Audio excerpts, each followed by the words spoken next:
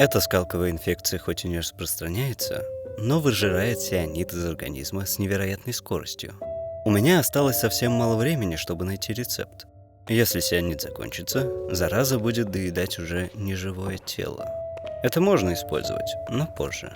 Сперва необходимо восстановить формулу. Я начал свои поиски с изучения книг, купленных у библиотекарей.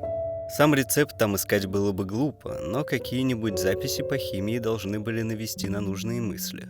Полезной литературы оказалось не так уж и много. Пролистав несколько книг, я нашел одну про эксперименты с зельеваркой. На первый взгляд, ничего особенного. Но чего-то лучшего просто-напросто не было. Помимо обычных и неудачных рецептов, там также говорилось и о каких-то новых. Вроде зелья заражения или плетения. Больше никакой информации найти не удалось. Оставались только эксперименты. Я вернул книгу на место и отправился собирать все известные ингредиенты. Какой-нибудь из них может сработать, если добавить в него немного лазурита. Сперва нужно было обеспечить себя достаточным количеством пузырьков. Взяв с собой лопату, я отправился искать бесхозный песок. Прибыв на предыдущее место раскопок и осмотревшись, понял, что мне не хочется и дальше портить ландшафт. Пришлось собираться и искать более неприметное место для добычи. Таким стало морское дно неподалеку. Вряд ли кто-то будет присматриваться, что там происходит на глубине. Проплывая мимо огурцов, забрал себе парочку для разведения, а затем принялся раскапывать дефицитный в наших краях песок. Он там еще и одним слоем лежал.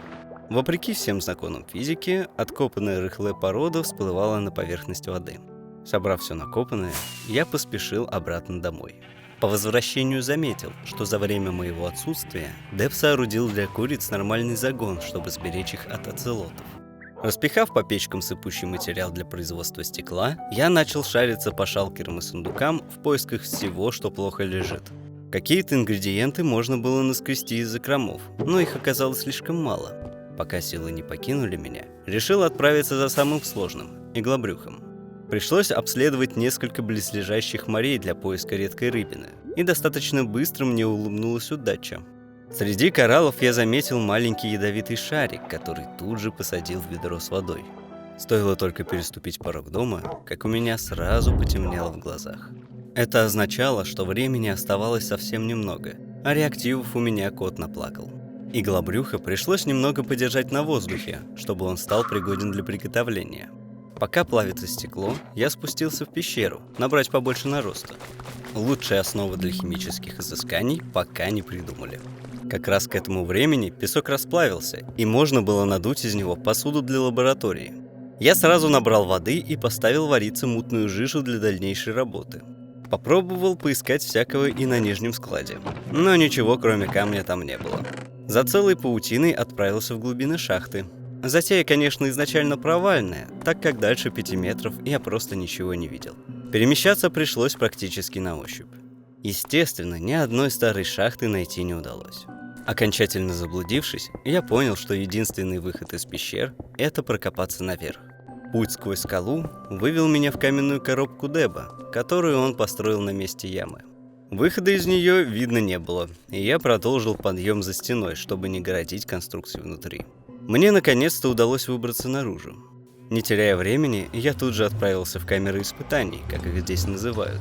Это целый лабиринт из разных комнат. Множество тесных коридоров без единого признака жизни, которые также приходилось обследовать практически вслепую.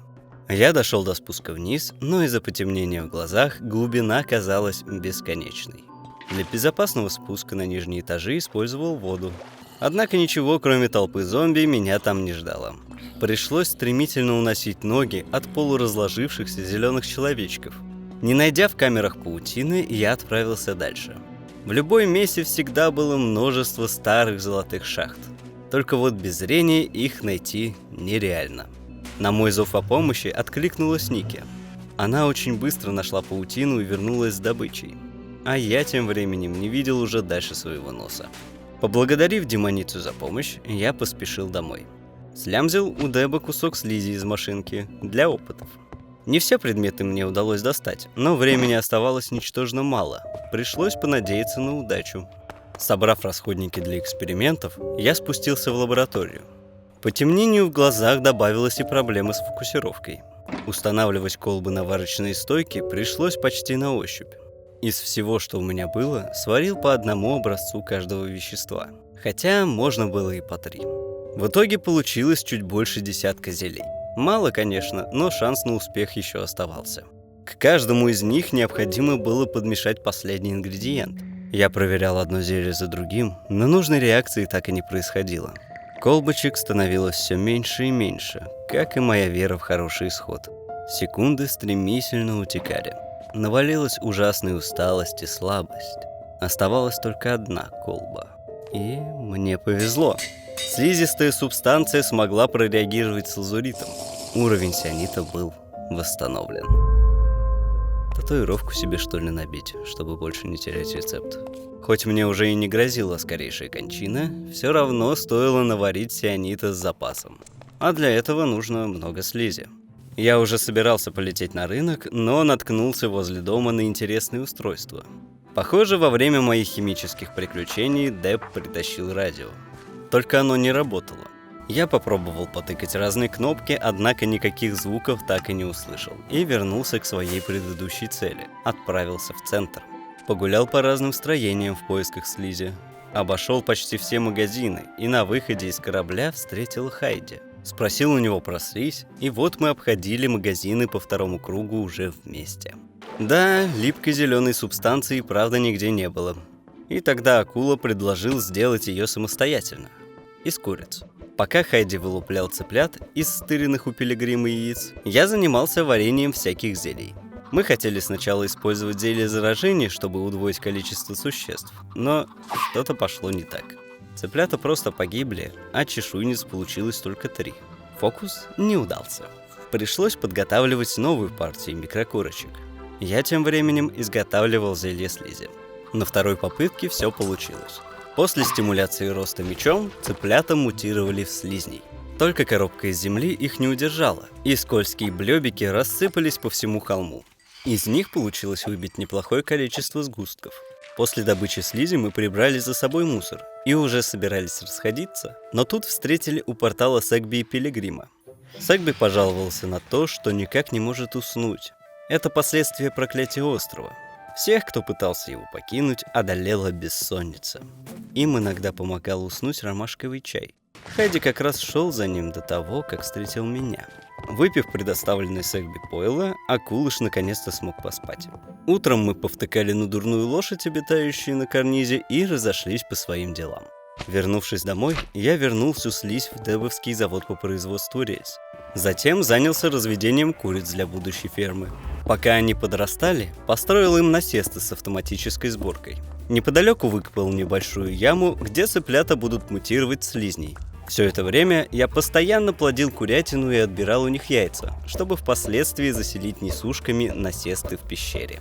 Внутри коробок я их тоже размножал, но проморгал момент, когда их стало слишком много, и, случайно упав в яму, оказался раздавлен толпой куриц. Не знаю, можно ли было откинуть копыта более нелепым способом. Вернувшись, я подобрал разбросанные вещи и немного увеличил хранилище-сборщик, чтобы ни одно яйцо не пропало даром. Оставив куриц работать на благо химической промышленности, я полетел на поиски. Для моей железнодорожной ветки понадобится очень много призмарина и фонарей. Соответственно, без личной фермы не обойтись. Полетав, я наткнулся на нетронутый храм Альцеста. Однако я заметил его только из-за таблички. Пришлось переждать остаток дня на пляже, а ночью снова выдвинуться на поиски. Во время путешествия мне попался огромный маяк, захваченный монстром из глубин. Парочка храмов уже была кем-то занята, и там стояли фермы. Облетев по кругу остров, я вернулся к храму Альцеста. Ничего свободного так и не нашлось, и пришлось возвращаться домой. На обратном пути заскочил к монументу рядом с домом, но никакой таблички о том, кому он принадлежит, не было. После долгой дороги очень хотелось поспать в удобной кровати. Все же я не зря построил этот шалаш. Это намного лучше, чем ночевать пару лет на складе. За время поисков курочки нанесли достаточно много яиц, которые я охотно переделал в слизь. В лаборатории, пока варил запасы цианита, связался с Альцестом, сделав ему очень выгодное предложение для нас обоих. Часть вещества я взял с собой, немного припрятал в бочонке в своем спальном закутке. Из остатков приготовил синие печеньки. Теперь одной еды будет недостаточно для поддержания уровня, но хлебать цианид из горла все равно придется меньше. Ожидая ответа от Альцеста, я потихоньку собирал ресурсы на ферму. Бамбук для подмостков растет буквально под ногами, а вот цены на обсидиан какие-то конские, да и не только на него. Через прокопанные Дебом шахты я выполз к лавовому озеру, которое залил водой. Брал, как говорится, с запасом. Выковырял половину затвердевшей породы, чтоб и на порталы, и на эндер-сундуки, которые постоянно теряются, хватило. В Незере собрал земледуш для фонарей на железную дорогу и песка на ферму. Пришел ответ от Альцеста, и мы обговорили детали. Теперь я мог построить ферму, с которой буду брать ресурсы для железной дороги, а все остальное остается бородачу. За время ожидания нашел вариант фермы без порталов. Для этой версии у меня все было. Но пока я варил зелье невидимости, со мной связался Сегби и попросил подойти через некоторое время. Еще раз безуспешно потыкав радио, я отправился в Незер, чтобы раздобыть нилей. Пришлось забраться достаточно далеко, чтобы обнаружить кусочек искаженного биома. Набрав немного странной органической субстанции, я также решил прихватить с собой немного бревен. Дома на дебовой каменной коробке построил небольшую поляну, на которой проращивал всякое, чтобы насобирать искаженных грибов. Высадил их в линию и обильно посыпал удобрениями из костей. Все это занимало слишком много времени, давая на выходе чуть меньше стака древесины. Тем временем Сегби закончил свои дела и позвал меня в центр. Мы устремились к ближайшей заснеженной горе, где он между ветряков разместил свою психиатрическую лечебницу. Снаружи здание выглядело достаточно уютно и ничем не выдавало своего истинного назначения. Однако коридоры с психоделичными коврами и с разрисованными глазами стенами уже наводили на недобрые мысли. Врач-рептилоид затеял провести тест с картинами. Звучало это достаточно безобидно, однако меня не покидало странное ощущение. Он показывал мне разные полотна и просил описать увиденное. Время тянулось медленно, как будто кто-то залил все здание вязким киселем. Мы просидели так целые сутки, закончив тестирование только к рассвету. Я не помню, как оказался на шкафу, но в какой-то момент картины закончились. За участие Сегби подарил мне 5 древних обломков. Это в очередной раз навело меня на мысль, что за безобидным исследованием скрывается что-то куда более страшное. Покинув психушку, я поспешил домой, где, собрав оставшиеся вещи для фермы, отправился к храму. Оставив шалкер с ресурсами на берегу напротив подводного строения, забрал немного для строительства. И без брони полетел прямиком к стражам, в полете скидывая элитры. Только вот я забыл об одной маленькой детали. О зелье невидимости. За что и был изгнан к праотцам шипастыми рыбинами.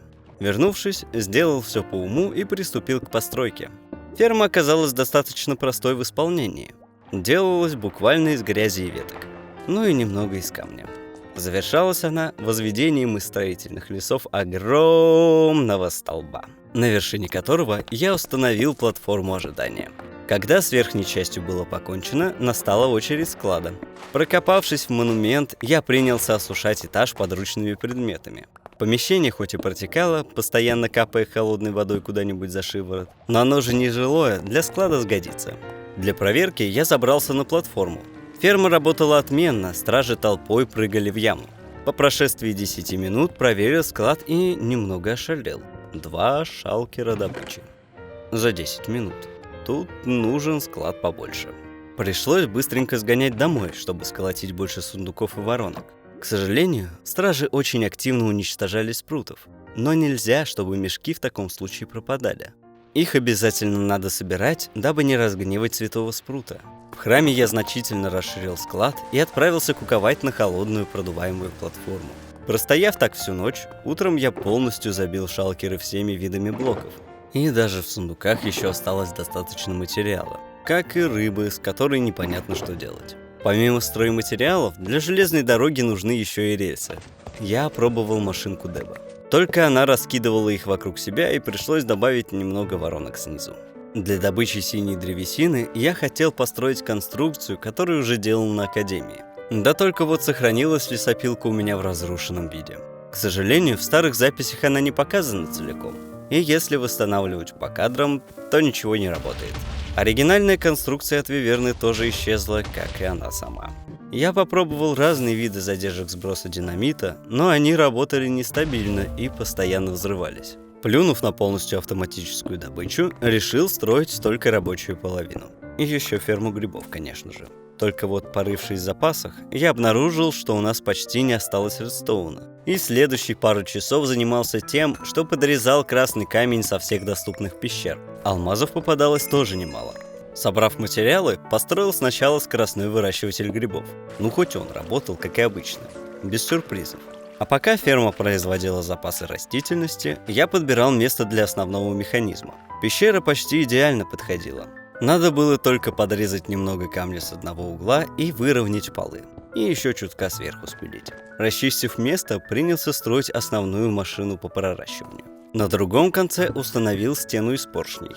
Когда ферма была готова, я стал проращивать грибы, которые тут же сдвигались вперед. После того, как столбы достигли лимита мощности поршней, можно собирать урожай.